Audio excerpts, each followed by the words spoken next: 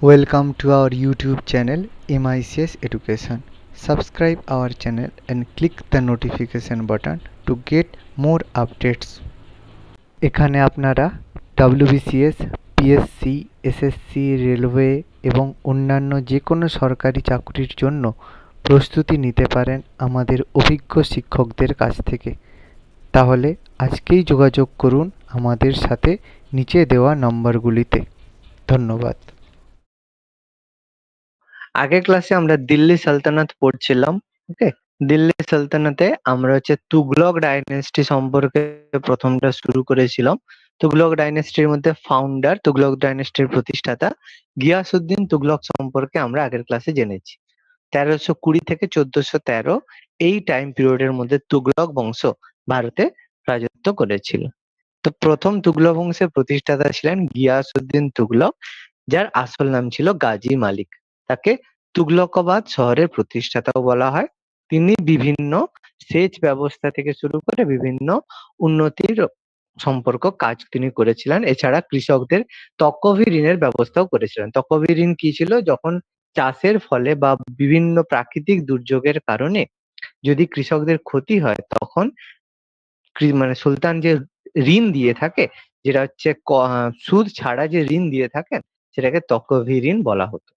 ওকে, তারপর আমি দেখলাম যে গিয়াসউদ্দিন তুগলকের মৃত্যু হয়েছিল। তো সেক্ষেত্রে আমরা তার মৃত্যুর জন্য জুনা খাঁকে কিছু কিছু ঐতিহাসিক এবং ইবন বতুতা দায়ী করে থাকেন। আজকে আমরা শুরু করছি, সেটা হচ্ছে গিয়াসউদ্দিন তুগলকের পুত্র মোহাম্মদ বিন তুগলক সম্পর্কে। 1325 খ্রিস্টাব্দে মোহাম্মদ বিন তুগলক দিল্লি সালতানাত, দিল্লি সুলতানের সিংহাসনে বসেন। তার প্রকৃত নাম ছিল জুনা খাঁ। ওকে, তার প্রকৃত নাম ছিল জুনা খাঁ। দিল্লি সালতানাতের মোহাম্মদ বিন তুগলক প্রথম সিংহাসনে 1325 খ্রিস্টাব্দে সিংহাসনে বসলেন। তার আসল নাম ছিল জুনা খাঁ। এছাড়া তার সম্পর্কে আমরা কিছু নাম আমরা পেয়ে থাকি, যেটা আমরা বলে থাকি তাকে পাগল রাজা বলা হয়ে থাকে। প্রিন্স অফ মনিয়ার্স হিসাবেও বলা হয়ে থাকে, কারণ তিনি বিভিন্ন রকম প্রিন্স অফ মানিয়ার্স কেন বলা হয়? কারণ তিনি অর্থ সংক্রান্ত বিভিন্ন মানে নীতি তিনি গ্রহণ করেছিলেন, যেটা পরবর্তীকালে মানে তার বিভিন্ন ফেলিওর হিসেবেও প্রতিপন্ন হয়েছিল। এই কারণে তাকে প্রিন্স অফ মানিয়ার্সও বলা হয়, যেটা তাকে এডওয়ার্ড টমাস তাকে এই উপাধিটা দিয়েছিল। এছাড়া তাকে পাগল রাজাও বলা হয়, বিপরীত গুণের সংমিশ্রণ হিসেবেও তাকে বলা হয়ে থাকে। এছাড়া সুলতানি যুগের তাকে ক্যারাভানও বলা হয়ে থাকে। ওকে, ক্যারাভান মানে কি? যেটাকে বলা হয় যেটা জেনারেলি কোনো কাজে আসে না, মানে থাকে এমন একটা জিনিস কিন্তু সেটা সেভাবে কোনো কাজে আসে না। ওকে, তিনি একজন বিখ্যাত সুফি সন্ত নিজামুদ্দিন আউলিয়ার শিষ্য ছিলেন। তিনি বিখ্যাত সুফি সন্ত নিজামুদ্দিন আউলিয়ার শিষ্য ছিলেন। ওকে, এবং তিনি তার মধ্যে আমরা উদার দৃষ্টিভঙ্গির অধিকারী হয়ে থাকি, কারণ তিনি একজন মুসলিম হলেও কি হবে, তিনি হিন্দু ধর্মের প্রতি বা অন্যান্য ধর্মের প্রতি কিন্তু তিনি মানে উদার ধর্ম মানে কট্টরপন্থী তিনি কিন্তু ছিলেন না। ওকে, তিনি কিন্তু কট্টরপন্থী ছিলেন না, এই জন্য তাকে আমরা উদার দৃষ্টিভঙ্গির হিসেবে আমরা বলতে পারি। এছাড়া সেই জন্য তিনি বহু হিন্দুকে উচ্চ পদে নিয়োগ করেছিলেন। এই জন্য তিনি বহু হিন্দুকে উচ্চ পদে নিয়োগ করেছিলেন।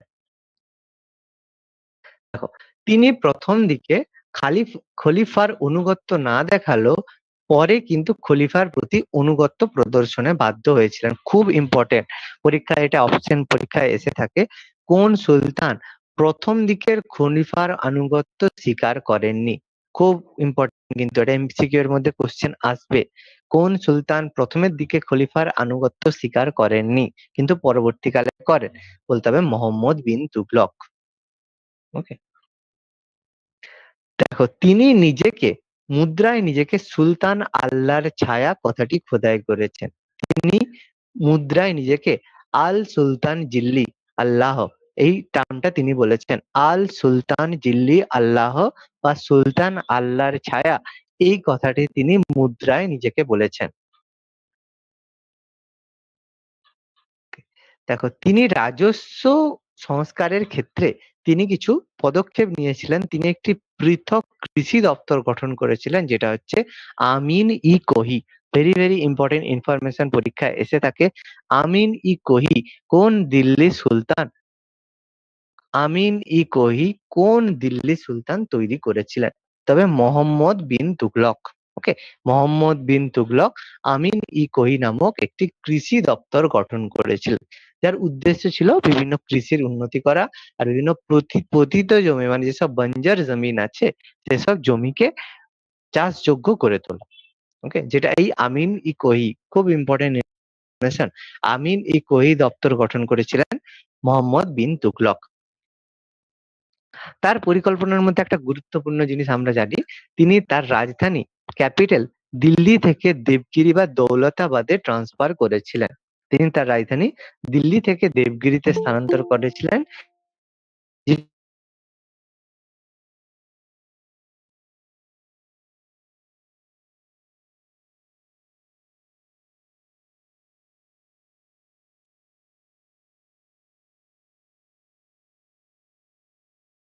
রাজ্য প্রতিষ্ঠা তার রাজধানী প্রতিষ্ঠা করতে চেয়েছিলেন একটাই কারণে, কারণ ওখান থেকে পুরা দিল্লি সুলতানি চালনা করা বেশি ইজি হবে। কিন্তু কি বলতো, দিল্লি থেকে এত বছর যেখানে দিল্লি সালতানাত হয়ে এসেছে, একটা রাজধানী আরেকটা জায়গায় ট্রান্সফার করা খুবই ব্যয়বহুল একটা কাজ, এবং সেটা কিন্তু ঠিকভাবে সফল না হওয়ার জন্য তিনি পুনরায় আবার দিল্লিতে রাজধানীকে স্থানান্তরিত করেছিলেন।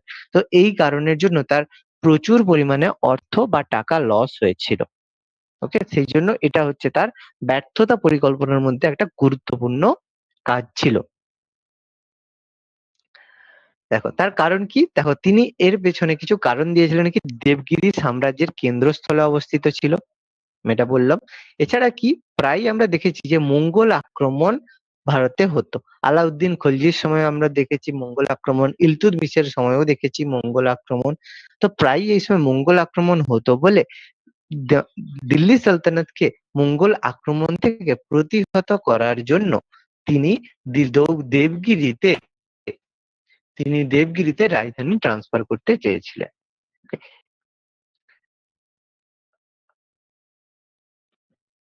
ওকে, তিনি দেখো তাম্র মুদ্রা চালু করেছিলেন, যেটা নামে দোকানি নামে তিনি এক প্রকারের তাম্র মুদ্রা চালু করেছিলেন।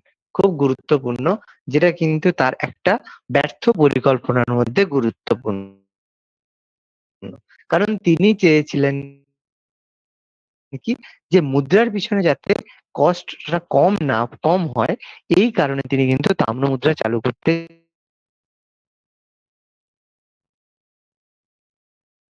চেয়েছিলেন। কিন্তু এই মুদ্রা প্রচুর পরিমাণে জালি হওয়ার কারণে বা প্রচুর পরিমাণে অনুকরণ হওয়ার কারণে এই পরিকল্পনা তার ব্যর্থ হয়েছিল। ওকে, এর মধ্যে কারো কোনো কোশ্চেন, কোনো পয়েন্ট বুঝতে পারোনি? কারো কিছু জিজ্ঞেস করার আছে?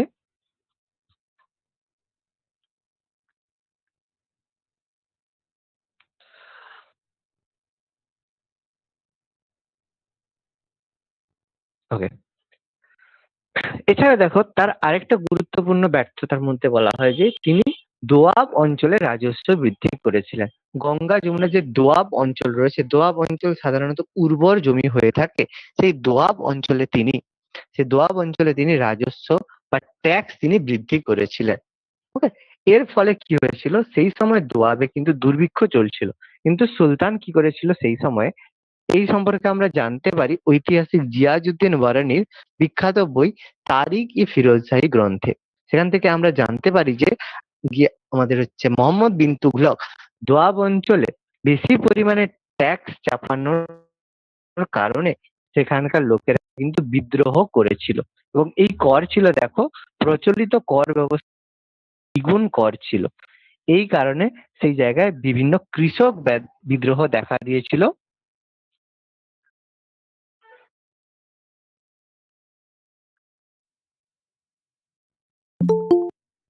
এই কারণে দেখো বিভিন্ন কৃষক বিদ্রোহ দেখা দিয়েছিল, এবং এটাও কিন্তু তার একটা বিখ্যাত বিখ্যাত মানে ফেলিওর স্ট্র্যাটেজির মধ্যে ছিল। ওকে, তো স্ট্র্যাটেজির মধ্যে আরো সেইগুলো আমাদের কিছু রিপিট আছে, যে রাজধানী স্থানান্তরকরণ, মঙ্গল তোষণ নীতি। এছাড়া তিনি মধ্য এশিয়ার কারাচল বা কুর্মাচল এবং ইরাক অভিযান তিনি করেছিলেন।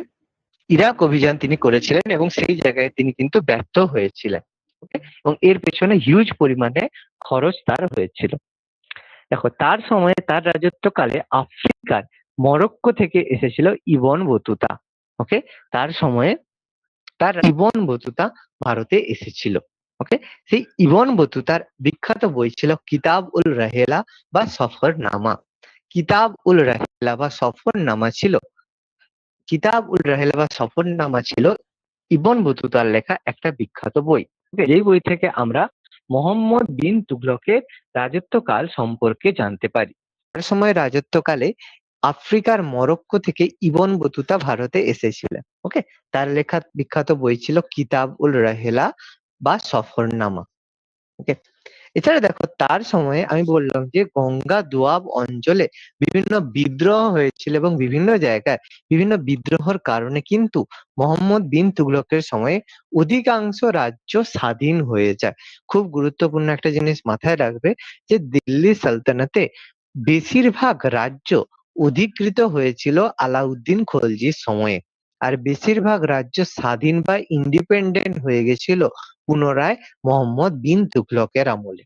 খুব ইম্পর্টেন্ট, মাথায় রাখবে। বেশিরভাগ জায়গা লেখো যে বেশিরভাগ যে স্বাধীন রাজ্যগুলো ছিল, যেমন কি বলো তো, তোমার এই গুজরাট বলো, তারপর হচ্ছে মাইসোর বলো, বিভিন্ন যে জায়গাগুলো ছিল সেগুলো কিন্তু আলাউদ্দিন খলজির সময়ে দখল করেছিল আলাউদ্দিন খলজি। আমি তোমাদের আগেই বলেছিলাম, মনে করো এগুলো আমি আগে বলেছিলাম। এবং এই রাজ্যগুলো পুনরায় অধিকাংশ স্বাধীন রাজ্য হিসেবে, মানে তারা নিজেদেরকে আবার ফ্রি বা ইন্ডিপেন্ডেন্ট করে ফেলে মোহাম্মদ বিন তুগলকের সময়। কারণ দেখো, আমি তোমাদের বলেছি যে মোহাম্মদ বিন তুগলকের সময়ে বিভিন্ন বিদ্রোহ হওয়ার কারণে কেন্দ্রীয় শক্তি ধীরে ধীরে দুর্বল হচ্ছিল। এর ফলে যেগুলো প্রাদেশিক রাজ্য, অর্থাৎ যেগুলো সীমানা প্রদেশে যেসব রাজ্য ছিল, তারা কিন্তু বিদ্রোহের মাধ্যমে নিজেদেরকে স্বাধীন বা ইন্ডিপেন্ডেন্ট ঘোষণা করে। সেই হিসাবে দেখো, 1336 সালে হরিহর এবং বুক্ষ মিলে বিজয়নগর সাম্রাজ্য গঠিত করে, যেটা আমরা তোমাদের পড়াবো, বিজয়নগর বাহামনি কিংডম। সেই বিজয়নগর সাম্রাজ্য গঠন করে 1336 খ্রিস্টাব্দে হরিহর এবং বুক্ষ মিলে। ওকে, হরিহর এবং বুক্ষ মিলে বিজয়নগর, যেটা বর্তমানে কর্ণাটকে হাম্পিতে অবস্থিত ছিল। ওকে, এই বিজয়নগর সাম্রাজ্যেরই পরবর্তীকালে যে ধ্বংস হয়ে, মানে বিজয়নগর সাম্রাজ্য ধ্বংসপ্রাপ্ত হয়ে সেখান থেকেই একজন গুরুত্বপূর্ণ রাজা উঠে আসে। বলতে পারবে এই বিজয়নগর সাম্রাজ্যের ধ্বংসাবশেষের উপরে কোন সাম্রাজ্য গড়ে ওঠে? সাম্রাজ্য না বলে বলবো কোন বিখ্যাত রাজা এই কর্ণাটকে তৈরি হয়েছিল? বলতে পারবে? একদম টিপু সুলতান। হায়দার আলী, ফার্স্ট বলতে হবে হায়দার আলী, তারপর হায়দার আলীর ছেলে টিপু সুলতান। ওকে, তারা এই বিজয়নগর সাম্রাজ্যের ধ্বংসাবশেষের উপর বা এই সাম্রাজ্যের পরবর্তী সময়ে, মানে কি বলবো, এখান থেকে উঠে এসেছিল। ওকে, আরো 1377 সালে জালালউদ্দিন আহসান শাহ যারা মাদুরাইতে শাহ ডাইনেস্টি তৈরি করে। ওকে, যেটা আমরা শাহী ডাইনেস্টিও পড়বো। আর 1347 সালে আলাউদ্দিন হাসান বাহামুন শাহ সে বাহামুনিস রাজ্য গড়ে তোলে। তিনটে আমাদের কম কম করে একটু ইনফরমেশন পড়তে হবে: বিজয়নগর সাম্রাজ্য, বাহামুনি সাম্রাজ্য এবং শাহ ডাইনেস্টি। এই তিনটে গুরুত্বপূর্ণ ডাইনেস্টি তৈরি হয়েছিল কিন্তু এই আলাউদ্দিন খলজি, আমাদের মোহাম্মদ বিন তুগলকের সময়। এই বাহামনি ছিল দাক্ষিণাত্যে প্রথম মুসলিম শাসিত রাজ্য। ওকে, এই বাহামনি ছিল দক্ষিণ ভারতের প্রথম মুসলিম শাসিত রাজ্য। পূর্বে সমস্ত হিন্দু শাসিত রাজ্যই কিন্তু এইসব জায়গায় রাজত্ব করত, আর এই বাহামনি রাজ্যই ছিল প্রথম মুসলিম শাসিত রাজ্য। ওকে, এবার দেখো, মোহাম্মদ বিন তুগলকের পরে সিংহাসনে বসলেন ফিরোজ শাহ তুগলক। ওকে, ফিরোজ শাহ তুগলক যিনি গিয়াসউদ্দিনের ভাই রাজব তুগলকের মানে পুত্র ছিলেন। ওকে, তো তিনি কি করলেন, তিনি নিজেকে খলিফার ভৃত্য, ওকে, সার্ভেন্ট অফ খলিফা হিসেবে তিনি নিজেকে ঘোষণা করেন। ওকে, দেখো, ভেরি ভেরি ইম্পর্টেন্ট, তিনি দুবার খলিফার স্বীকৃতি লাভ করেছিলেন। একমাত্র দিল্লির সুলতান, তিনি দুবার খলিফার স্বীকৃতি লাভ করেছিলেন। Very very important information. Okay, একমাত্র দিল্লি সালতানাতের একমাত্র সুলতান যিনি দুবার খলিফার স্বীকৃতি লাভ করেছিলেন। দুবার রাজ্যাভিষেক যদি বলে দিল্লি সালতানাতে কে হবে? আলাউদ্দিন খলজি। আলাউদ্দিন খলজি। আলাউদ্দিন খলজি।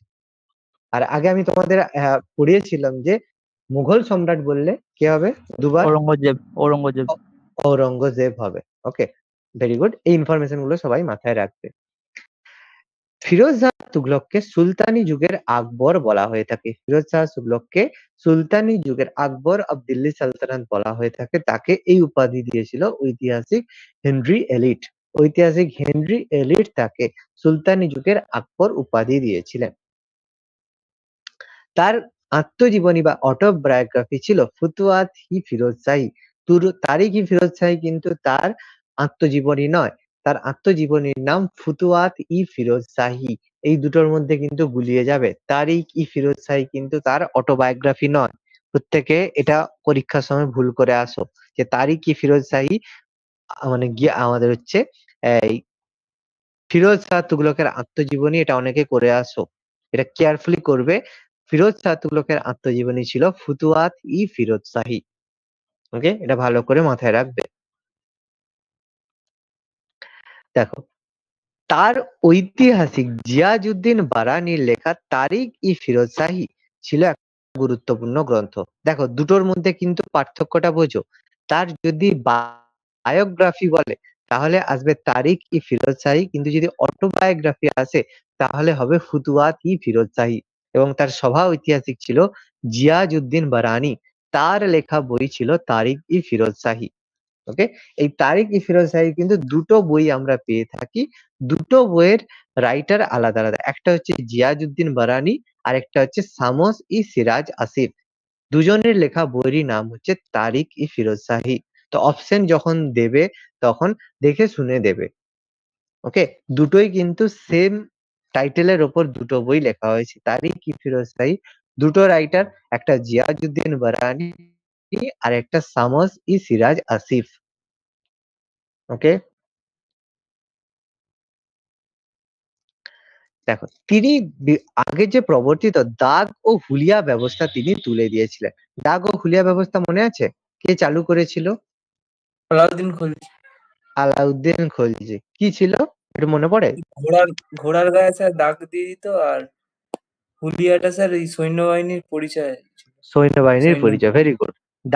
দাগের মাধ্যমে চিহ্নিত করা হতো, ঘোড়া চিহ্নিত করা হতো, আর হুলিয়ার মাধ্যমে সৈন্যের বিবরণ দেওয়া থাকতো যে এই লোকটা এরকম 5 ফুটের উপরে লম্বা রয়েছে, এই মুখে কাটা দাগ রয়েছে, এরকম একটা বিবরণ দেওয়া থাকতো। কারণ তখনকার দিনে তো ক্যামেরা ছিল না যে পাসপোর্ট সাইজ ফটো তুলে গলায় ঝুলিয়ে দেবে, তো এই জন্য লিখে রাখা হতো। দেখো, দেখো জিজিয়া কর আরোপ করেছিলেন ব্রাহ্মণদের উপর। Very very important information. তিনি 24 রকমের কর তুলে দিয়ে 4 ধরনের কোরআন নির্দিষ্ট 4টি কর তিনি চালু করেছিলেন। খুব ইনফরমেশন। কোন দিল্লি সুলতান জিজিয়া কর আরোপ করেছিলেন? কোন দিল্লি সুলতান কোরআন নির্দিষ্ট কর চালু করেছিলেন? মনে রাখবে তিনি, এটা হচ্ছে গিয়াসউদ্দিন তুগলক। ওকে, গিয়াস ওকে সরি ফিরোজ শাহ ফিরোজ শাহ তুগলক তিনি কিন্তু এটা চালু করেছিলেন। খুব ইম্পর্টেন্ট। ফিরোজ শাহ তুগলক কিন্তু কোরআন নির্দিষ্ট যে 4টি কর, যে করগুলো ছিল খরাজ, খামোশ, জাকত এবং জিজিয়া। এর মধ্যে জিজিয়াটা খুব গুরুত্বপূর্ণ কর, যেটা অব্রাহ্মণদের উপর তীর্থকর বা জিজিয়া কর চাপানো হতো। তীর্থকর, জিজিয়া কর দুটো আলাদা ছিল, কিন্তু দুটোকে আমরা জিজিয়া করকেও এক ধরনের তীর্থকর বলতে পারি। তীর্থকর, যেটা পিলগ্রিমেজ ট্যাক্স বলা হতো, সেটা আলাদা কর হতো। আর জিজিয়া কর হতো, সেটা যদি অব্রাহ্মণ হয় তাদেরকে সবাইকেই জিজিয়া কর দিতে হতো। ওকে, আর তীর্থকর ছিল পিলগ্রিমেজ ট্যাক্স। তুমি যদি কোনো তীর্থে যাও, এই বদ্রীনাথ বলো, যে কোনো তীর্থে যাচ্ছ, তখন কিন্তু তোমাকে তীর্থকর দিতে হতো। দেখো, তিনিও দেখো জায়গির দান তিনি কর্মচারীদের শুরু করেছিলেন বেতনের পরিবর্তে। তিনিও জায়গিরদারি প্রথা তিনিও করেছিলেন। এছাড়া তিনি কর্মনিয়োগ দপ্তর বা পিডব্লিউডি যে পাবলিক মানে যে পিডব্লিউডি যেটা হয়ে থাকে, সেই পিডব্লিউডি তিনি কর্মনিয়োগ দপ্তর, সেই কর্মনিয়োগ দপ্তর পিডব্লিউডি তিনি চালু করেছিলেন। কর্মনিয়োগ দপ্তর তো এমপ্লয়মেন্ট এক্সচেঞ্জ। এমপ্লয়মেন্ট এক্সচেঞ্জ বলতে হ্যাঁ, এমপ্লয়মেন্ট এক্সচেঞ্জ, কর্মনিয়োগ দপ্তর আর পিডব্লিউডির মাধ্যমে যে বিভিন্ন রাস্তাঘাট, যে তোমার পিডব্লিউডি যেটা হচ্ছে হয় না, পাবলিক ফুল ফর্মটা বলো না, পিডব্লিউডি। Public workers development. হ্যাঁ, পাবলিক ওয়ার্ক ডেভেলপমেন্ট। ওকে, তো ওই ডিপার্টমেন্ট যেটা থাকে, ওই ডিপার্টমেন্ট গুলো যেগুলো আমাদের জনগণের সংস্কার সাধনের জন্য কাজ করে থাকে। দেখো এখানে বলা রয়েছে, দেখো তিনি বিভিন্ন খাল তৈরি করেছিলেন, বিভিন্ন মানে রাস্তা তৈরি করেছিলেন সেই পিডব্লিউডি এর মাধ্যমে। কর্মনিয়োগ দপ্তর যেটা এমপ্লয়মেন্ট এক্সচেঞ্জের মাধ্যমে তিনি বহু লোকেদের যারা হচ্ছে কর্মসংস্থান করতে চায় তাদেরকে বিভিন্ন মানে কাজের সাথে যুক্ত করেছিলেন। দেখো তার সময় খুবই গুরুত্বপূর্ণ ব্যাপার ছিল, তিনি জলসেচ ব্যবস্থার কিন্তু প্রসার ঘটিয়েছিলেন, মানে এগ্রিকালচারের জন্য তিনি কিন্তু 5টি নতুন খাল নির্মাণ করেছিলেন এবং বহু পুরনো খাল তিনি সংস্কার করেছিলেন। খুব ইম্পর্টেন্ট, তিনি কিন্তু 5টি খাল নির্মাণ করেছিলেন।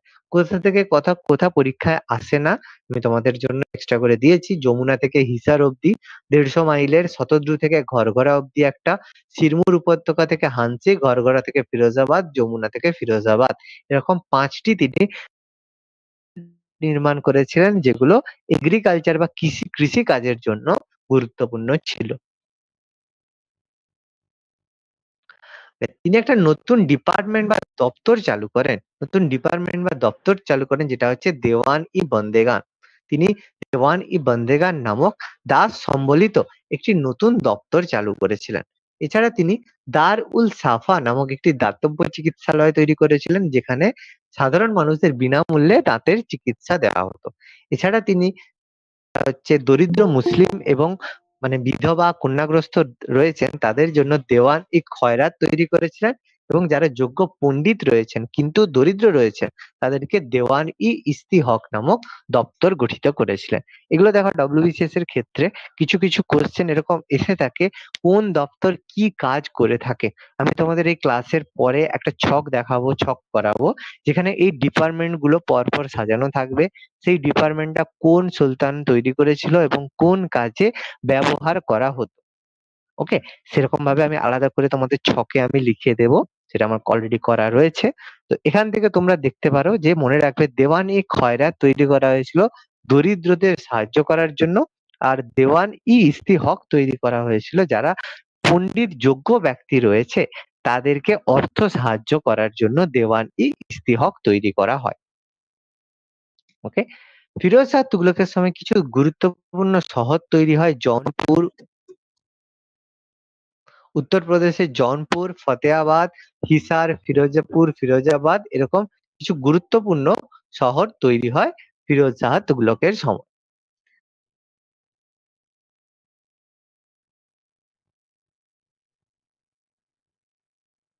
ওকে, খুব গুরুত্বপূর্ণ দেখো, তিনি সুলতান, এই সুলতান মানে ফিরোজ শাহ তুগলক পুরীর জগন্নাথ মন্দির ধ্বংস করেছিলেন। তখন উড়িষ্যার রাজা ছিলেন তৃতীয় ভানুদেব।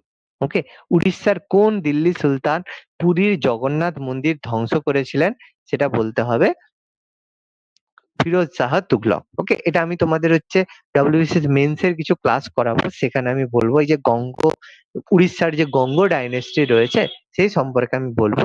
এখানে শুধু মনে রাখবে কোন সুলতান পুরীর জগন্নাথ মন্দির ধ্বংস করেছিলেন, ফিরোজ শাহ তুগলক। ওকে, আচ্ছা, এর মধ্যে কারো কোনো কোশ্চেন? স্যার জায়গির মানেটা একবার জায়গির মানে, আচ্ছা কেউ একজন একটু এক্সপ্লেন করে দাও তো জায়গিরটা কি ছিল, কৃষাণু?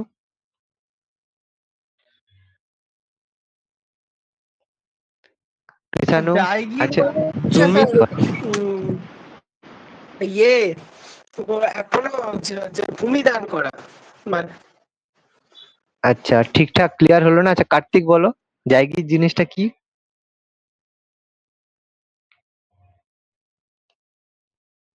কেউ এক্সপ্লেন করবে হোয়াট ইজ জায়গির জিনিসটা কি বলেছিল, হোয়াট ইজ জায়গির?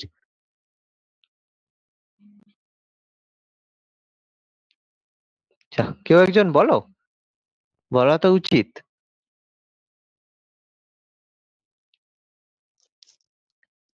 ওকে, দেখো জায়গির জিনিসটা কি ছিল? জায়গির জিনিস ছিল যে সাপোজ তুমি একটা কাজ করেছো, তার জন্য তোমাকে 100 টাকা মজুরি দেওয়া হবে। এবার তোমাকে যদি 100 টাকা মজুরি না দিয়ে আমি দিলাম কি তোমাকে মানে 1 বিঘা জমি দিয়ে দিলাম, যে 1 বিঘা জমি তোমাকে দিলাম, তুমি 1 বিঘা জমি চাষ করবে, চাষ করে কিছুটা আমাকে ট্যাক্স দেবে, বাকিটা তোমার পুরো প্রফিট হয়ে যাবে। তার মানে তোমাকে কি করা হলো, বেতনের পরিবর্তে তোমাকে কিছু জমি দেওয়া হলো, সেই জমিটা তুমি কিন্তু ভোগ করতে পারলে। বুঝা গেছে?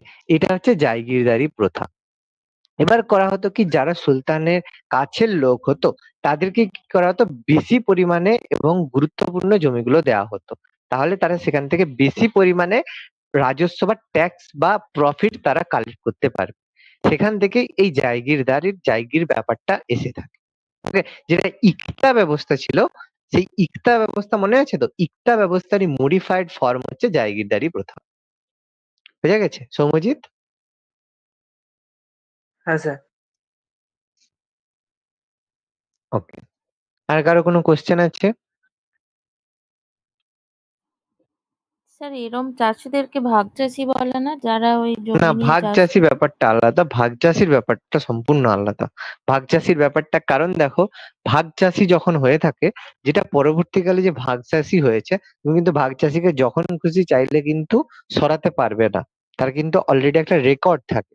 কিন্তু এই যে জায়গিরদারি প্রথা, এখানে টোটালি বলা আছে, দেখো এটা কিন্তু সুলতানের মানে মর্জির উপর ডিপেন্ড করে। তোমাকে যদি মনে করে যে আজকে তোমাকে এই জায়গিরটা তোমার কাছ থেকে কেড়ে নেওয়া হবে, সঙ্গে সঙ্গে কিন্তু কেড়ে নেওয়া হতে পারে। ভাগ চাষি ব্যাপারটা কিন্তু আলাদা। ঠিক আছে? এমনও হতে পারে যারা মানে সুলতানের ক্লোজ, তাদেরকে বলা আছে তুমি এই জমিগুলো রাখো, আমাকে কোনো রকম ট্যাক্স কিছু দিতে হবে না, তুমি শুধু যুদ্ধের সময় আমাকে কিছু সৈন্য দিবে, যদি যুদ্ধ টুদ্ধ হয়, বাকি তুমি রাখো, নিজে সেটাকে ভোগ করো। ব্যাপারটা বোঝা গেছে মৌমিতা? স্যার ওই হ্যাঁ, সৈন্য এটাকে দেওয়ার জায়গিরদার বিষয়টা তো সিস্টেম বলে। মনসবদারি কথা। সেম ব্যাপার, মনসবদারি জায়গিরদারির মধ্যে খুব বেশি কি পার্থক্য আছে? মানে মনসবদারির মধ্যে দেখো, যার কাছে জায়গির দিচ্ছ, যার কাছে জায়গির আছে, সে তো কিছু ধরনের হচ্ছে ফোর্স সে তো রাখবেই, কারণ তাকে যদি 500 বিঘা জমি থাকে, সে তার সংরক্ষণের জন্য কিছু সৈন্য রাখবে না? সে নিশ্চয়ই সৈন্য রাখবে। তাহলে জায়গিরদারি মনসবদারি প্রথা টোটালি তুমি কিন্তু ডিফারেন্ট করতে পারবে না। দেখো যাদের কাছে জায়গির ছিল, তাদের কাছে মনসবও কিন্তু ছিল, হ্যাঁ কি না কৃষাণু? হ্যাঁ স্যার। তাহলে দুটোকে তুমি আলাদা তো করতে পারছো না, দুটো আলাদা নাম দেওয়া হয়েছে, কিন্তু দুটো তো একসাথে পুরো আলাদা ব্যাপার নয়। ওকে, আচ্ছা, আর কারো কোনো কোশ্চেন?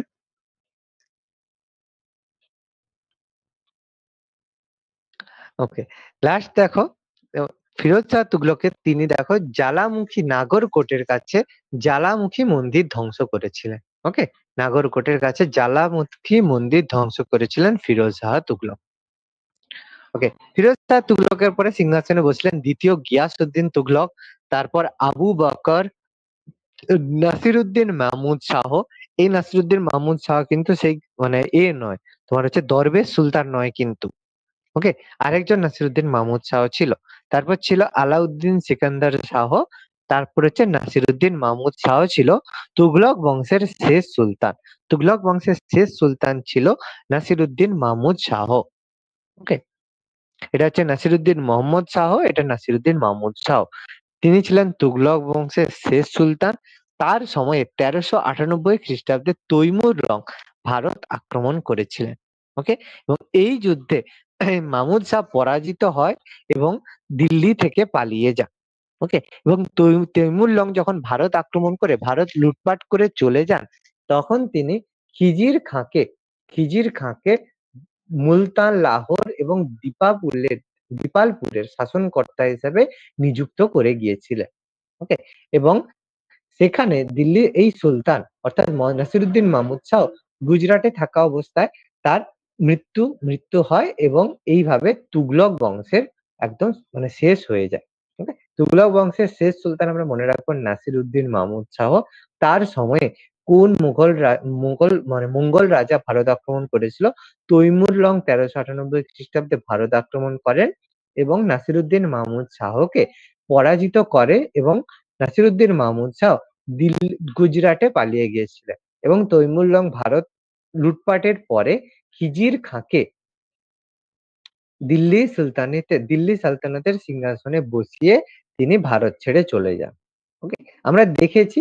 এবং এই খিজির খাঁই হচ্ছে সৈয়দ বংশের প্রতিষ্ঠাতা।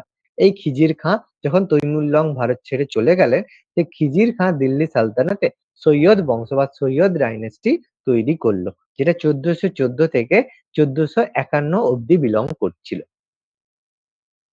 ওকে, এই খিজির খাঁ হচ্ছে সৈয়দ বংশের প্রতিষ্ঠাতা বলা হয়ে থাকে এবং সৈয়দ বংশের প্রতিষ্ঠা করে তিনি দিল্লিতে তুর্কি শাসনের অবসান ঘটান। আমি বলেছিলাম দিল্লিতে তুর্কি আফগান বলা হয়ে থাকে, কারণ এই সৈয়দ বংশের রাজারা ছিল, দেখো, সৈয়দ বংশের রাজারা নিজেদেরকে হযরত মুহাম্মদের বংশধর বলে মনে করতেন। Very very important.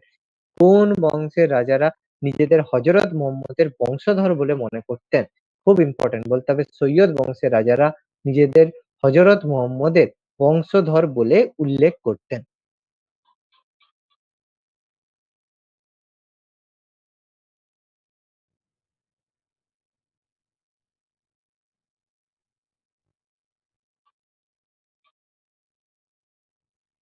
ওকে, তারপর সিংহাসনে বসলেন মুবারক শাহ। মুবারক শাহ তিনি শাহ উপাধি নিয়ে সিংহাসনে বসিয়েছিলেন। এই মুবারক শাহের সভা ঐতিহাসিক ছিল ইয়াহিয়া বি সিরহিন্দি। এই সিরহিন্দির লেখা বিখ্যাত বই ছিল তারিক ই মুবারক শাহী। একটা গুরুত্বপূর্ণ বই, পরীক্ষায় এসে থাকে। তারিক ই মুবারক শাহীর রচয়িতা কে? ইয়াহিয়া বিন সিরহিন্দি। তিনি ছিলেন মুবারক শাহের সভা ঐতিহাসিক। ওকে, এরপর সিংহাসনে বসলেন মোহাম্মদ শাহ। তিনি কিছুদিন সিংহাসনে বসেছিলেন।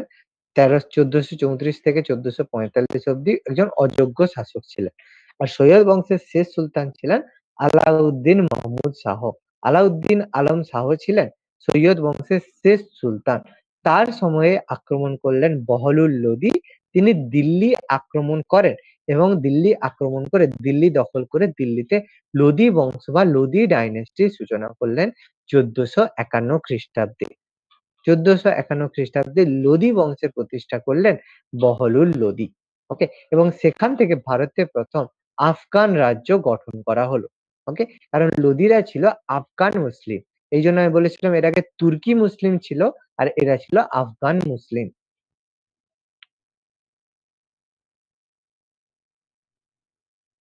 বহলুল লোদিকে আমরা বলি লোদি বংশের প্রতিষ্ঠাতা। তিনি ভারতবর্ষে প্রথম আফগান রাজ্য গঠন করেছিলেন। ওকে, তিনি বহলুলি নামক এক প্রকারের তাম্র মুদ্রা তিনি প্রচলন করেছিলেন। বহলুল লোদি তাম্র মুদ্রা বহলুলি চালু করেছিলেন।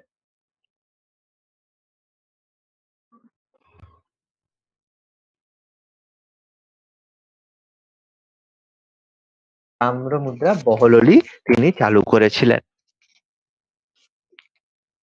ওকে, এরপর সিংহাসনে বসলেন সিকান্দার লোদি, যাকে লোদি বংশের শ্রেষ্ঠ সুলতান বলা হয়ে থাকে। এরপর সিংহাসনে বসলেন সিকান্দার লোদি, যাকে আমরা লোদি বংশের শ্রেষ্ঠ সুলতান বলে থাকি। তার প্রকৃত নাম ছিল নিজাম খান। সিকান্দার লোদির প্রকৃত নাম ছিল নিজাম খান। তিনি লাল ফুল ছদ্মনামে বহু ফরাসি বা ফার্সি কবিতা তিনি রচনা করেছিলেন। ওকে, তিনি বহু কবিতা রচনা করেছিলেন লাল ফুল ছদ্মনামে। তিনি ছিলেন লোদি বংশের শেষ সুলতান।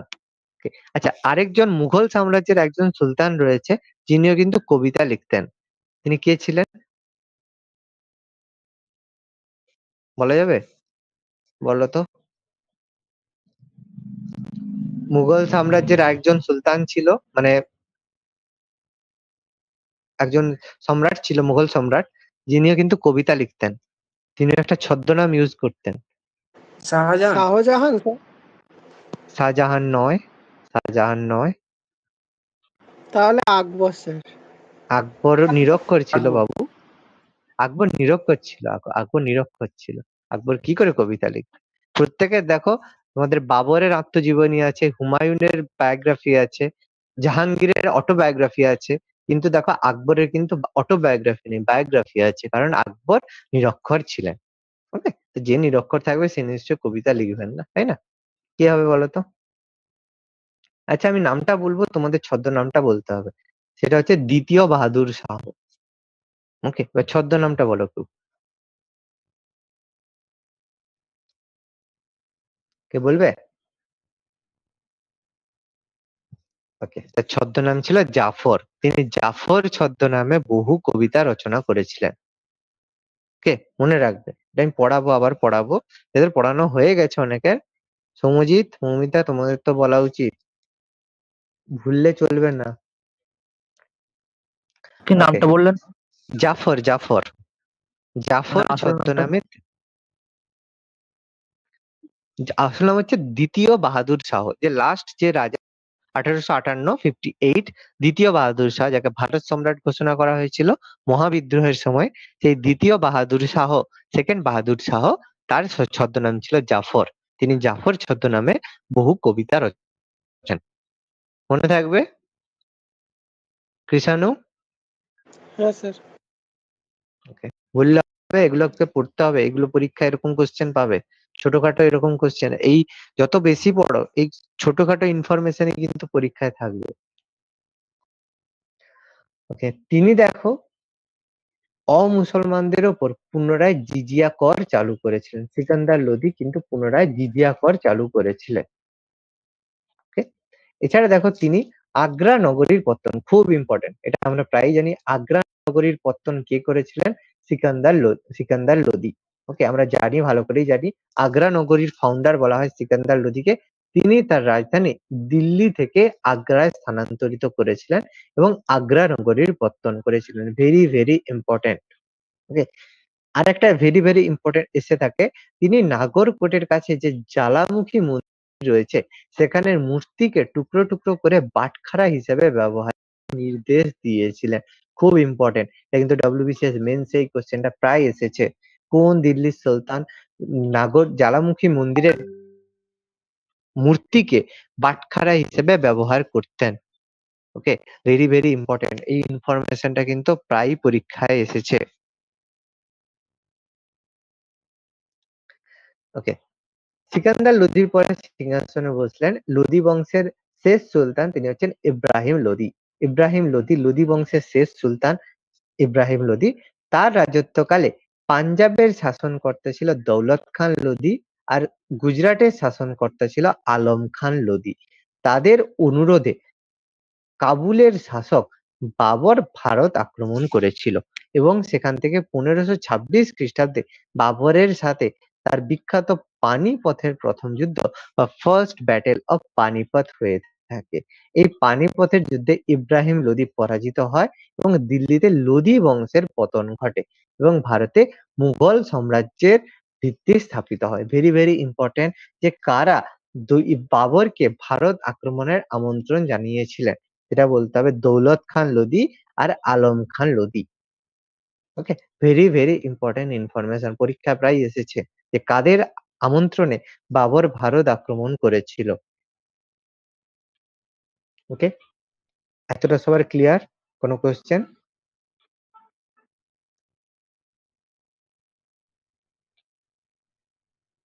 হ্যাঁ স্যার।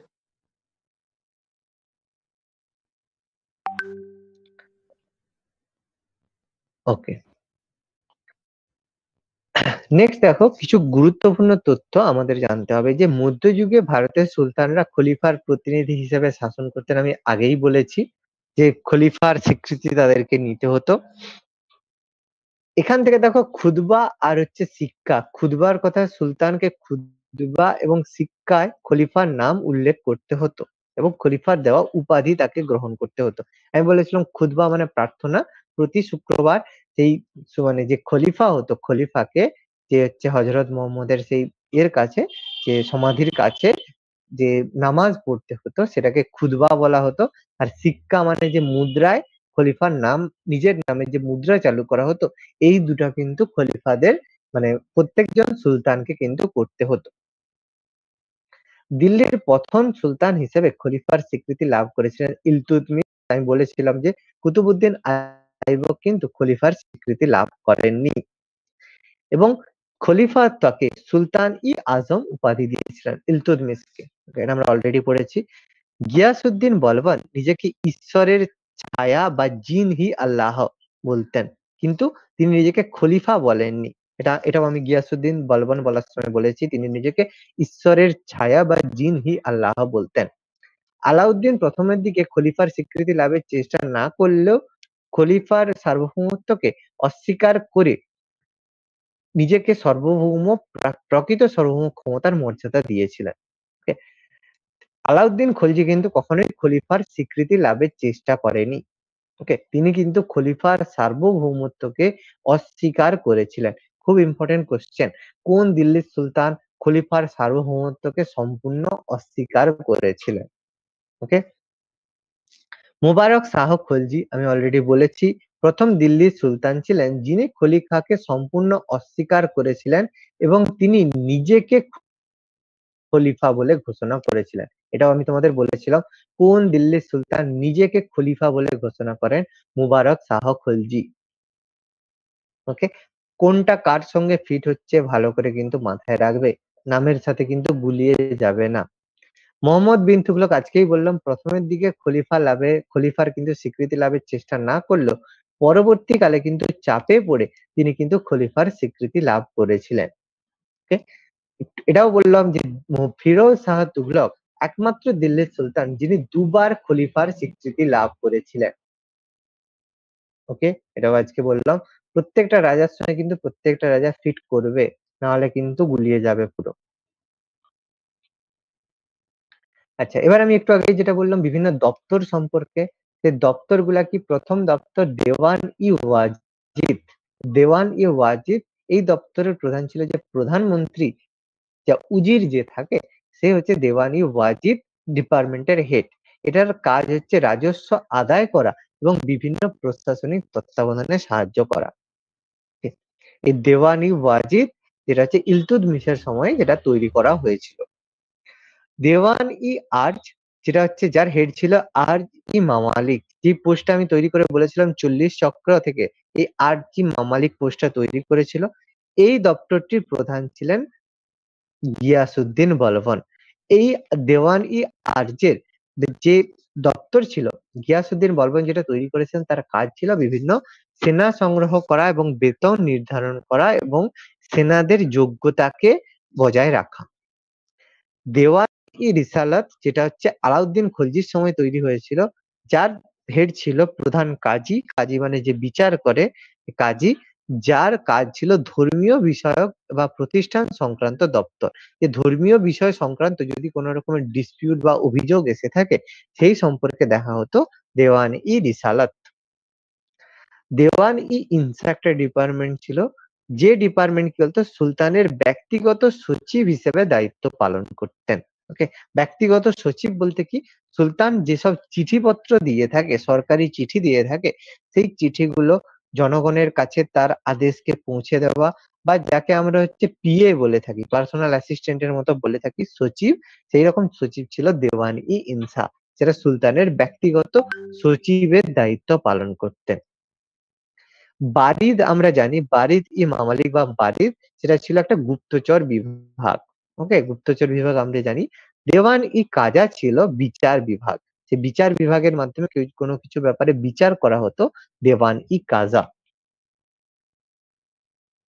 দেওয়ান-ই-বন্দেগান একটা গুরুত্বপূর্ণ আরেকটা ছিল, সেটা তৈরি করেছিলেন ফিরোজ শাহ তুগলক, যেটা দাসদের সহায়তার জন্য, যেসব দাসেরা ছিল দাসদের সহায়তার জন্য এই দপ্তর তৈরি করেছিলেন ফিরোজ শাহ তুগলক, দেওয়ান-ই-বন্দেগান। ওকে, একটু আগেই আমি বললাম।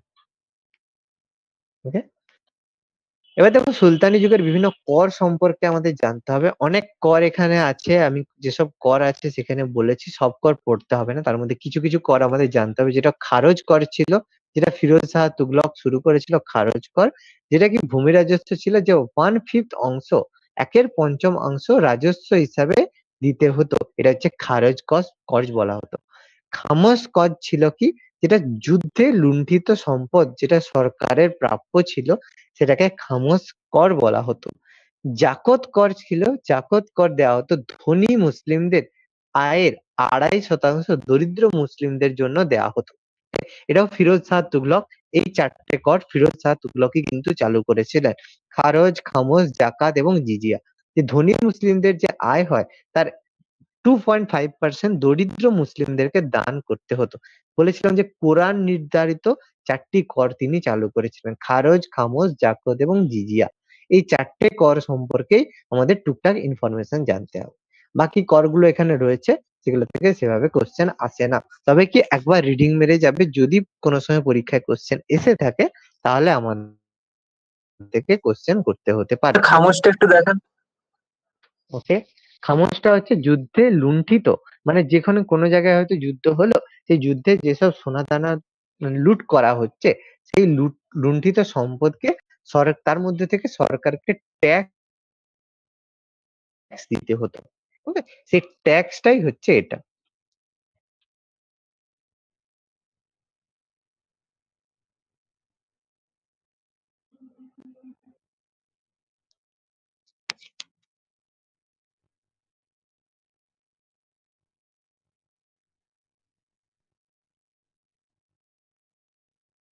হয়ে গেছে। হয়েছে, বাকি সবগুলো হয়ে গেছে। আচ্ছা, কারো কোনো ডাউট?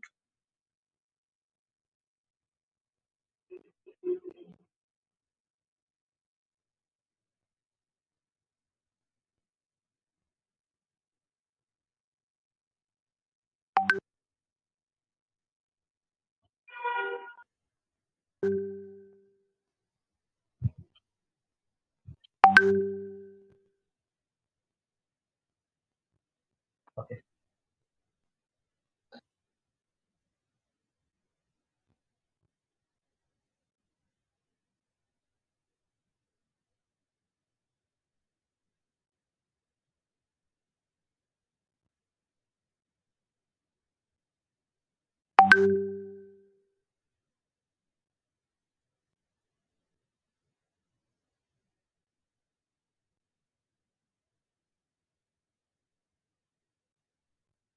জিনিস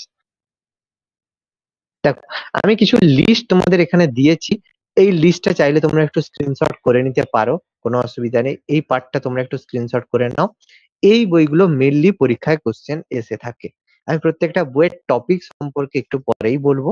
ওকে, প্রত্যেকটা বইয়ের টপিক সম্পর্কে আমি বলবো, কিন্তু বেসিক্যালি আমাদের এই বইগুলো সম্পর্কে জানতে হবে। তার মধ্যে কিছু দেশীয় সাহিত্য রয়েছে, কিছু জীবনীমূলক বা বায়োগ্রাফি বিষয়ক রয়েছে, কিছু অটোবায়োগ্রাফি বা আত্মজীবনীমূলক রয়েছে, আর কিছু বিদেশি পর্যটকদের লেখা কিছু বই সম্পর্কে রয়েছে। ওকে, এটা তোমরা একটু স্ক্রিনশট করে নাও। মেন ব্যাপার এখানে থাকবে। ওকে, ডান, সবার স্ক্রিনশট হয়েছে? হ্যাঁ স্যার। ওকে হ্যাঁ স্যার। হ্যাঁ স্যার। ওকে, এবার দেখো আমি এগুলো একবার বলছি। তার মধ্যে গুরুত্বপূর্ণ বই তাবাকাত ই নাসিরি, আমরা অলরেডি জানি যে এই বইটার রচয়িতা তাবাকাত ই নাসিরি, যেটা রচয়িতা মিনহাজুজ সিরাজ। ওকে, মিনহাজুজ সিরাজের লেখা বিখ্যাত বই তাবাকাত ই নাসিরি। এবার বিখ্যাত তাজ উল মাসির, যার রচয়িতা হাসাম নিজামি। ওকে, এই বইগুলো সম্পর্কে আমি অলরেডি আগেই বলেছি। খাজাইন ই ফুতু, যেটা হচ্ছে আমির খসরুর লেখা বই। এছাড়া মিফতাব ও ফুতু, যেটা হচ্ছে আমির খসরুর লেখা জালালউদ্দিন ফিরোজ বিষয়ক বই। এছাড়া তারিক ই ইলাহি, আমির খসরুর লেখা আর একটা বিখ্যাত বই।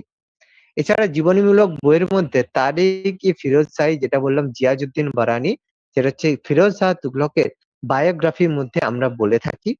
ওকে, এছাড়া ছিল কি, এছাড়া হচ্ছে তুগলক নামা, যেটা হচ্ছে গিয়াসউদ্দিন তুগলকের জীবনী বিষয়ক আমির খসরুর লেখা বই। তারিক ই মুবারক শাহী, যেটা হচ্ছে ইয়াহিয়া বীর সিরহিন্দির লেখা বই, যেটা মুবারক শাহের জীবনী বিষয়ক গ্রন্থ। আমি অলরেডি আজকে এই ক্লাসে বলেছি। আত্মজীবনীর মধ্যে ফুতুয়াত-ই ফিরোজ শাহী, যেটা ছিল ফিরোজ শাহী তুগলকের অটোবায়োগ্রাফি, আর ফুতুয়াত-ই সালতিন, যেটা হচ্ছে খাজা আব্দুল্লাহ মালিক হাসামির লেখা একটা বই। ওকে, এছাড়া তারিক-ই-হিন্দ আমরা জানি অলবিরুনির লেখা বই। কিতাব উল রাহেলা ইবন বতুতার লেখা একটা বই। ওকে, এই বইগুলো মোটামুটি আমাদের পড়তে হয়। এগুলো ছাড়াও আরো বই আছে যেগুলো আমাদের পড়তে হবে, সেগুলো সম্পর্কে আমি ধীরে ধীরে তোমাদেরকে বলবো।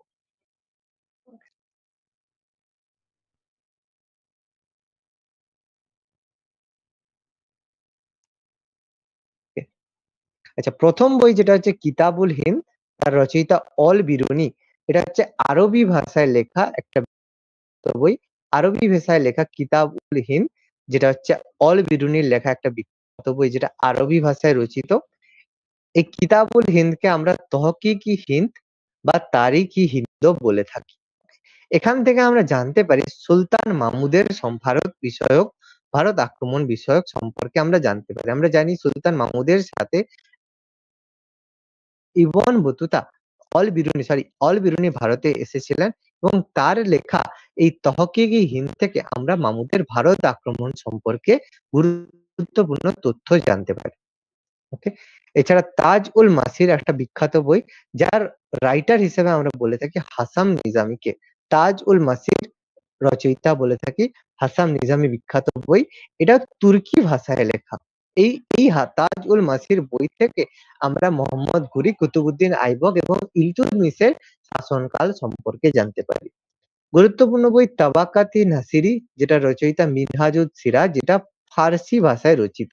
এই মিনহাজুদ সিরাজ ছিলেন ইলতুৎমিশের সভাকবি। এই ইলতুৎমিশের সভাকবি মিনহাজুদ সিরাজের বই থেকে আমরা ইলতুৎমিশের রাজত্বকাল সম্পর্কে জানতে পারি।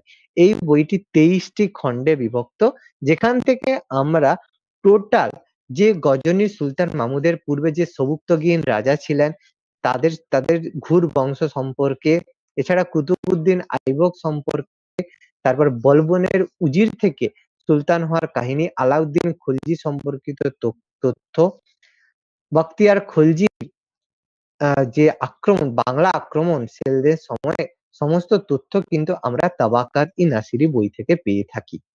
ওকে, একটা গুরুত্বপূর্ণ একটা বই তাবাকাত-ই-নাসিরি মিনহাজুদ সিরাজের লেখা একটা বিখ্যাত বই। তারিখ-ই-ফিরোজ শাহী বিখ্যাত বই, যেটা আমি বললাম জিয়াজউদ্দিন বারানীর লেখা, যেখান থেকে আমরা ফিরোজ শাহ তুগলকের রাজত্ব কাল সম্পর্কে জানতে পারি। জিয়াজউদ্দিন বারানী সুলতানি যুগের বলবনের রাজত্বকাল থেকে ফিরোজ শাহ তুগলকের রাজত্বকাল পর্যন্ত জিয়াজউদ্দিন বারানী এই বইটি রচনা করেছিলেন। ওকে, এরপর বিখ্যাত বই তারিখ-ই-ফিরোজ শাহী, যেটা আমি একটু আগে বললাম।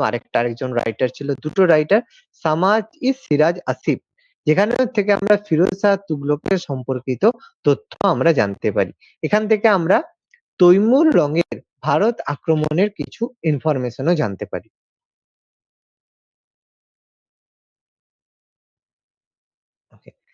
নেক্সট হচ্ছে ফুতুয়াত-ই-ফিরোজ শাহী, যেটা আমরা বললাম ফিরোজ শাহ তুগলকের অটোবায়োগ্রাফি, যেটা ছিল ফুতুয়াত-ই-ফিরোজ শাহী, যেটা ফিরোজ শাহ তুগলকের অটোবায়োগ্রাফি, যেটা হচ্ছে যেখান থেকে আমরা ফিরোজ শাহ তুগলকের রাজত্বকাল সম্পর্কে জানতে পারি।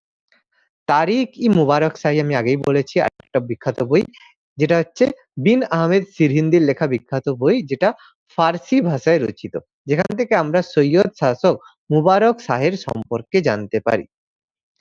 তুগলকনামার একটা বিখ্যাত বই, যেটা হচ্ছে আমির খসরু, যাকে ভারতের তোতা পাখি বলা হয়, আমির খসরু বা ভারতের তোতা পাখি বা বুলবুল-ই-হিন্দ বলা হয়।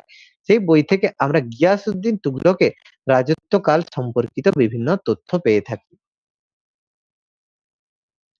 এছাড়া খাজাহান উল ফুতুহ, যেটা হচ্ছে আমির খসরুর লেখা আরেকটা বিখ্যাত বই, খাজাহান উল ফুতুহ, যেটা ফার্সি ভাষায় রচিত, যেখান থেকে আমরা আলাউদ্দিন খলজির রাজত্বকাল সম্পর্কে জানতে পারি।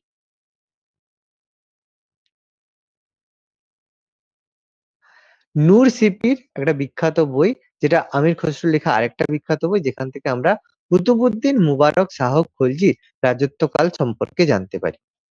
প্রত্যেকটা বইয়ে শুধু রাইটার আর কার সম্পর্কে জানতে পারি সেগুলো পড়লেই হবে। আমি ডিটেলস দিচ্ছি, নোটটা পিডিএফটাও তোমাদের ডিটেলস দেবো। একবার ডিটেলসে রিডিং পড়বে, রিডিং পড়লে জিনিসগুলো বুঝতে পারবে। বাকি ডিটেলস এভাবে পরীক্ষায় থাকে না।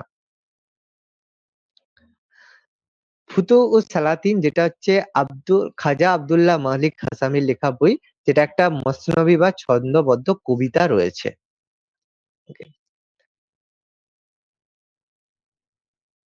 ভেরি ইম্পর্টেন্ট একটা বই, ভেরি ইম্পর্টেন্ট, সবচেয়ে সিগনিফিকেন্ট একটা বই, সেটা হচ্ছে ইবন বতুতার লেখা কিতাব-উল রাহেলা, যেখান থেকে আমরা মোহাম্মদ বিন তুগলকের ভারতে আসার রাজত্বকাল সম্পর্কে জানতে পারি। এবং এই বইটি আরবি ভাষায় লেখা এবং এটি ছিল একটা ভ্রমণ কাহিনী। এই বইটার গুরুত্ব কিন্তু সব থেকে বেশি, এই বইটার ঐতিহাসিক গুরুত্ব সব থেকে বেশি। তার কারণ কি, প্রত্যেক বাকি যেসব রাইটার রয়েছে তারা কিন্তু প্রত্যেকে সুলতানের তত্ত্বাবধানে থেকে লিখেছেন। মানে যখন অল বেরুনি লিখেছেন তখন কিন্তু মামুদের সঙ্গেই ছিলেন। বাকি যেসব রাইটার লিখেছেন তার সভাকবি হিসেবে ছিলেন। কিন্তু একমাত্র ইবন বতুতার লেখা এই যে বই কিতাব উল রাহেলা, এই বইটা ইবন বতুতা মরক্কোয় গিয়ে লিখেছিলেন। এই কারণে তিনি কিন্তু টোটালি মানে অনেস্ট হিসাবে টোটালি নিরপেক্ষ ভাবে লিখতে পেরেছিলেন কোনো রকম ভয় ছাড়া। অর্থাৎ সেখান থেকে আমরা সুলতানদের, এখানে বলা হয়েছে দেখো, এখানে কিন্তু ভারতীয় সুলতানদের প্রতি তিনি কিন্তু ভয়ে কোনো কিছু লিখতে পারেননি। তিনি এখানে যা ইনফরমেশন দিয়েছেন অনেক বেশি স্পেসিফিক, অনেক বেশি ট্রুথ ইনফরমেশন তিনি কিন্তু দিয়েছেন। এই জন্য কিতাব উল রাহেলার ঐতিহাসিক ভ্যালু সব থেকে বেশি বলে আমরা মনে করি। Okay? আরেকটা বিখ্যাত বই কিতাবুল ইয়ামিনী, যেটা রচয়িতা আবুল নাসের বা মোহাম্মদ আল উদবি।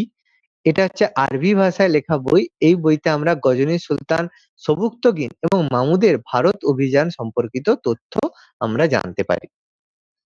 এছাড়া লাস্ট বই যেটা হচ্ছে পদ্মাবত, গুরুত্বপূর্ণ বই, যার রাইটার আমরা জানি মালিক মোহাম্মদ জায়সি, যেখান থেকে আমরা আলাউদ্দিন খলজির রণথম্বর অভিযান সম্পর্কে আমরা রণথম্বর না, আলাউদ্দিন খলজির চিতোর অভিযান থাকা উচিত। আলাউদ্দিন খলজির এখানে দেওয়া নেই, আলাউদ্দিন খলজির চিতোর অভিযান সম্পর্কে আমরা জানতে পারি, যার ক্যারেক্টার হিসেবে আমরা রতন সিং বলতে পারি, চিতোরের রাজা রতন সিং এবং রানী পদ্মাবতী তার মেন ক্যারেক্টার হিসেবে আমরা বলতে পারি। এছাড়া অন্যান্য গ্রন্থের মধ্যে কিছু বই আছে যেগুলো জাস্ট পড়বে, কোশ্চেন আসে না সেরকম।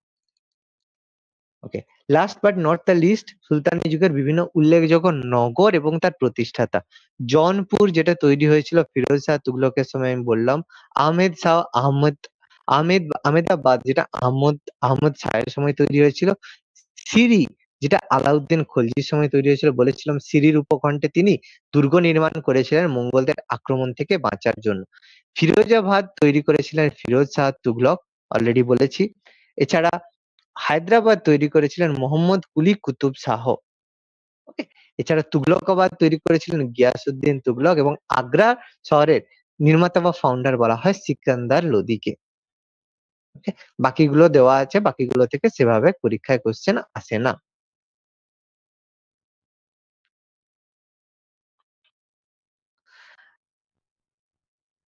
আচ্ছা, লাস্ট জিনিস যেটা সুলতানি যুগের বিভিন্ন স্থাপত্য কীর্তির মধ্যে ফার্স্ট হচ্ছে কুয়াত উল ইসলাম মসজিদ। কুয়াত উল ইসলাম মসজিদ যেটা কুতুবুদ্দিন আইবকের সময় তৈরি হয়েছিল। এটা ভারতে নির্মিত প্রথম ইন্দো ইসলামিক রীতি অনুসরণ করে তৈরি হয়েছিল। মানে ভারতের কালচারের সাথে মানে মানে ইসলামিক কালচারের সংমিশ্রণে কুয়াত উল ইসলাম মসজিদ তৈরি হয়েছিল, যেটা দিল্লিতে অবস্থিত। কুতুবুদ্দিন আইবকের সময় তৈরি হয়েছিল। আড়াই দিনকা ঝোপড়া যেটা আজমির শরীফে অবস্থিত, কুতুবুদ্দিন আইবকের সময় তৈরি হয়। এটা সুলতানি স্থাপত্যের প্রথম নিদর্শন বলা হয়ে থাকে আড়াই দিনকা ঝোপড়াকে। এটা ইন্দো ইসলামিক রীতিতেই এটা তৈরি হয়েছিল, আড়াই দিনকা ঝোপড়া।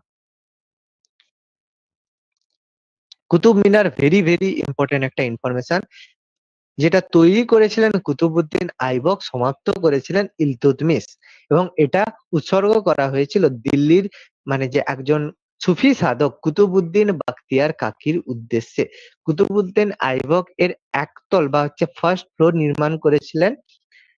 এরপর এটাকে সম্পূর্ণ করেছিলেন ইলতুৎমিশ, এবং এটি যখন বজ্রপাতে ক্ষয়প্রাপ্ত বা ধ্বংস হয়েছিল, ধ্বংস হওয়ার পরে এটাকে কিন্তু তৈরি করেছিলেন বা সংস্কার করেছিলেন Firoz Shah Tughlaq. Very very important information.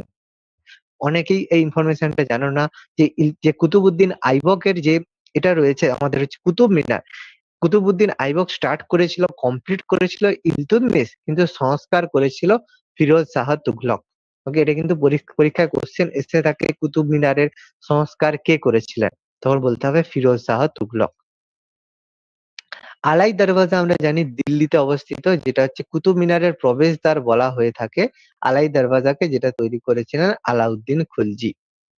ইলতুৎমিশের সমাধি, যেটাকে প্রথম ইন্দো ইসলামীয় সমাধি বলা হয়ে থাকে, ইলতুৎমিশের সমাধিকে।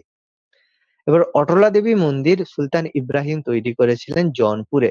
গোল গম্বুজ পরীক্ষায় প্রায়ই এসে থাকে। গোল গম্বুজ নির্মাণ করেছিলেন মোহাম্মদ আদিল শাহ, যেটা একমাত্র বৃহত্তম গম্বুজ যেটা কোনো স্তম্ভ ছাড়াই তৈরি হয়েছে। জামি মসজিদ মোহাম্মদ শাহ তৈরি করেছিলেন। চাঁদ মিনার আলাউদ্দিন বাহমনি তৈরি করেছিলেন দৌলতাবাদে, যেটা কুতুব মিনারের অনুকরণ বা কপি হিসেবে বলা হয়ে থাকে। আদিনা মসজিদ তৈরি করেছিলেন সিকান্দার শাহ।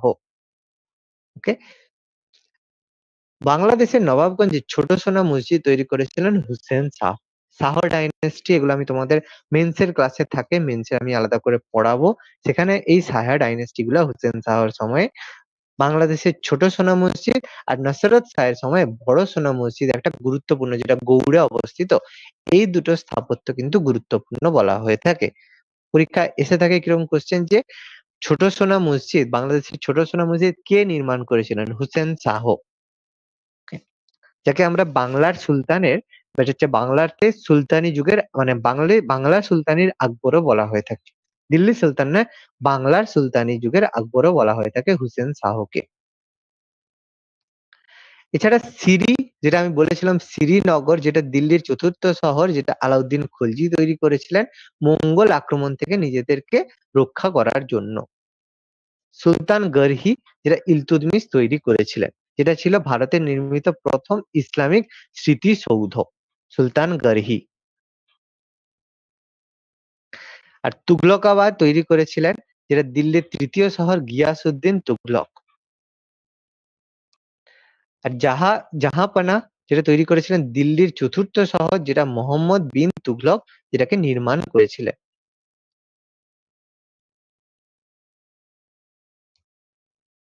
আর ফিরোজাবাদ তৈরি করেছিলেন ফিরোজ শাহ তুগলক। আর বাকিগুলো সেভাবে আসে না। আচ্ছা, দুটো ইনফরমেশন আছে। ইকতা ব্যবস্থা ভারতে প্রচলন করেছিলেন ইলতুৎমিশ, আমরা জানি। ইকতার মাধ্যমে খাস জমি বা খলিফা বা খাস জমি দেওয়া হতো। যে ইকতার মাধ্যমে, ইকতা কথার অর্থ ছিল জমি, যেটা বেতনের পরিবর্তে ইকতা দেওয়ার প্রচলন প্রথম শুরু করা হয়েছিল এর সময়ে, আমাদের হচ্ছে ইলতুৎমিশের সময়ে। ওকে, ইকতা ব্যবস্থা তিনটে ফেজে আমরা লক্ষ্য করতে পারি। তিনটে ফেজের মধ্যে ফার্স্ট পেজ হচ্ছে ইলতুৎমিশের সময় থেকে, ইলতুৎমিশের সময় আমরা ফার্স্ট পেজ দেখতে পাই। এরপর সেকেন্ড ফেজ আমরা দেখতে পাই আলাউদ্দিন খলজির সময়ে। আলাউদ্দিন খলজির সময় আমরা সেকেন্ড ফেজ দেখতে পাই, যেখানেও নগদের পরিবর্তে বেতন দেওয়া হতো এবং বেতনের পরিবর্তে সমপরিমাণ রাজস্ব দেওয়া হতো সেকেন্ড ফেজের ইকতাতে। আর থার্ড ফেজের ইকতা আমরা দেখতে পাই, যেটা হচ্ছে ফিরোজ শাহ তুগলকের আমলে, যেটা আমরা আজকেই পড়লাম। এবং সেখানে দেখো খুব ইম্পর্টেন্ট, ইকতা পদকে বংশানুক্রমিক করা হয় ইকতা থার্ড ফেজে এসে। ওকে, আর লাস্ট আমাদের এখানে কমপ্লিট। এবার আমাদের কিছু ইনফরমেশন, যেটা আমি ওয়ান লাইনার মতো তোমাদের দিয়ে থাকি, যে 1191 খ্রিস্টাব্দে মোহাম্মদ ঘুরি এবং থার্ড পৃথ্বীরাজ চৌহানের মধ্যে প্রথম তরাইনের যুদ্ধ হয়, যাতে তৃতীয় পৃথ্বীরাজ চৌহান জয়ী হয়েছিল, কিন্তু মোহাম্মদ ঘুরি পরাজিত হলে পরবর্তী বছর 1192 খ্রিস্টাব্দে মোহাম্মদ ঘুরি পুনরায় ভারত আক্রমণ করেন এবং জয়চন্দ্রের বিশ্বাসঘাতকতার কারণে মোহাম্মদ ঘুরি জয়লাভ করে এবং ভারতে দিল্লি সুলতানির প্রতিষ্ঠাতা হিসেবে তখন বলা হয়ে থাকে। আলাউদ্দিন কুতুবউদ্দিন আইবককে দিল্লি সুলতানের প্রতিষ্ঠাতা বলা হয়, তাকে লক্ষ্যদাতা বা লাখবক্স বলা হয় তার দানশীলতার জন্য। কুতুবউদ্দিন আইবকের বিখ্যাত স্থাপত্য কীর্তি আড়াই দিন কা ঝোপড়া, 40 চক্র বা চালিসার তৈরি করেছিলেন ইলতুৎমিশ। দিল্লির প্রথম সুলতান যিনি খলিফার স্বীকৃতি লাভ করেন ইলতুৎমিশ। দরবেশ সুলতান হিসাবে বলা হয়ে থাকে নাসিরউদ্দিন মাহমুদ শাহকে, যিনি বলবনের জামাই ছিলেন। 40 চক্র ধ্বংস করেছিলেন গিয়াসউদ্দিন বলবন, যার প্রকৃত নাম ছিল উলুগ খাঁ, যিনি প্রথম জীবনে ইলতুৎমিশের দাস ছিলেন। দেওয়ান-ই-আর্জ নামক সামরিক দপ্তর তৈরি করেছিলেন গিয়াসউদ্দিন বলবন। বলবন দুটো পার্সিক প্রথা চালু করেছিলেন, সিজদা, যেটা সিংহাসনের সামনে নিচু হয়ে বসা, এবং পাইবস ছিল সম্রাটের পদযুগল চুম্বন করা। দুটোই ছিল পার্সিক প্রথা।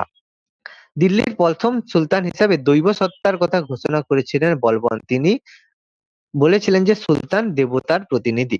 রাজবংশের শেষ রাজা ছিল কায়রমুজ, যাকে হত্যা করে জালালউদ্দিন ফিরোজ শাহ খলজি দিল্লিতে খলজি বংশের প্রতিষ্ঠা করেন, যেটাকে বলা হয় খলজি বিপ্লব। আলাউদ্দিন খলজির প্রকৃত নাম ছিল আলী গুরসাম, যিনি তার কাকা গিয়াসউদ্দিন খলজিকে মানে জালালউদ্দিন ফিরোজ শাহ খলজিকে হত্যা করে সিংহাসনে বসেছিলেন। দিল্লিতে দুবার রাজ্যাভিষেক হয়েছিল। দিল্লির যে সুলতানের দুবার রাজ্যাভিষেক হয় আলাউদ্দিন খলজি, সুলতান আল্লাহর ছায়া কথাটা বলেছিলেন মোহাম্মদ বিন তুগলক। সিকান্দার ইসানি বা দ্বিতীয় মানে আলেকজান্ডার, সুলতানি যুগের আলেকজান্ডার বলা হয়ে থাকে আলাউদ্দিন খলজিকে। নাসিরউদ্দিন খসরু শাহ ছিলেন একমাত্র সুলতান যিনি মসজিদ ধ্বংস করেন এবং রাজসভায় মূর্তি পূজার প্রচলন করেন। নাসিরউদ্দিন খসরু শাহ, কারণ তিনি জন্মসূত্রে একজন হিন্দু ছিলেন। খলজি বংশের শেষ সুলতান ছিলেন নাসিরউদ্দিন খসরু শাহ। প্রথম গাজী উপাধি গ্রহণ করেছিলেন গিয়াসউদ্দিন তুগলক, যার আসল নাম ছিল গাজী মালিক। আমিন-ই-কোহি নামক সদর দপ্তর তৈরি করেছিলেন মোহাম্মদ বিন তুগলক। খলিফার ভৃত্য হিসেবে ঘোষণা করেছিলেন এবং 24 ধরনের কর বাতিল করে 4টি কোরআন নির্দিষ্ট কর চালু করেছিলেন ফিরোজ শাহ তুগলক। দাক্ষিণাত্যের এই সময় মোহাম্মদ বিন তুগলকের সময়ে কিছু রাজ্য নিজেদের স্বাধীন হিসেবে ঘোষণা করেছিল বিদ্রোহের মাধ্যমে। তার মধ্যে গুরুত্বপূর্ণ ছিল বিজয়নগর এবং বাহামনি সাম্রাজ্য। বিজয়নগর এবং বাহামনি কিংডম ছিল তাদের মধ্যে গুরুত্বপূর্ণ। ফিরোজ শাহ তুগলকের সমসাময়িক শাসক ছিলেন বাংলায় ইলিয়াস শাহ এবং সিকান্দার শাহ, যাদের সম্পর্কে আমরা শাহ ডাইনেস্টিতে পড়ব। পুরীর জগন্নাথ মন্দির ধ্বংস করেছিলেন ফিরোজ শাহ তুগলক, একটু আগে আমি বললাম। ফিরোজ শাহ তুগলকের সমসাময়িক ঐতিহাসিক ছিলেন জিয়াজউদ্দিন বারানি এবং শামস-ই-সিরাজ আসিফ, দুজনেরই লেখা বিখ্যাত বই তারিখ-ই-ফিরোজ শাহী। তৈমুর লংয়ের সময় ভারত আক্রমণ করেছিলেন নাসিরউদ্দিন মাহমুদ শাহ। এই কারণে দিল্লিতে সৈয়দ ডাইনেস্টি ধ্বংসপ্রাপ্ত, এই জন্য হয় তুগলক বংশ এই কারণে তৈমুর লংয়ের আক্রমণে ধ্বংসপ্রাপ্ত হয়। লোধি বংশের শেষ সুলতান ছিলেন ইব্রাহিম লোধি। ইব্রাহিম লোধির সময়ে দৌলত খান লোধি আমন্ত্রণে 1526 খ্রিস্টাব্দে পানিপথের প্রথম যুদ্ধ হয়, যেখানে বাবর ইব্রাহিম লোধিকে পরাজিত করে ভারতে মুঘল সাম্রাজ্যের প্রতিষ্ঠা করে। বুলবুল-ই-হিন্দ বা হচ্ছে ভারতের তোতা পাখি বলা হয় আমির খসরুকে। ওকে, মোহাম্মদ বিন তুগলকের সময় ভারতে এসেছিলেন ইবন বতুতা, যার লেখা বিখ্যাত বই হচ্ছে কিতাব-উল-রাহেলা, যার ঐতিহাসিক গুরুত্ব সব থেকে বেশি বলে মনে করা হয়। ওকে, এখানে তোমাদের দিল্লি সালতানাত টোটাল কমপ্লিট হলো। ওকে, ধন্যবাদ ভিডিওটি দেখার জন্য। আমাদের ভিডিওটি কেমন লাগলো অবশ্যই কমেন্ট বক্সে জানাবেন এবং পরবর্তী ক্লাসের এই ধরনের ভিডিও পেতে অবশ্যই আমাদের চ্যানেল MICS এডুকেশন সাবস্ক্রাইব করবেন। ধন্যবাদ।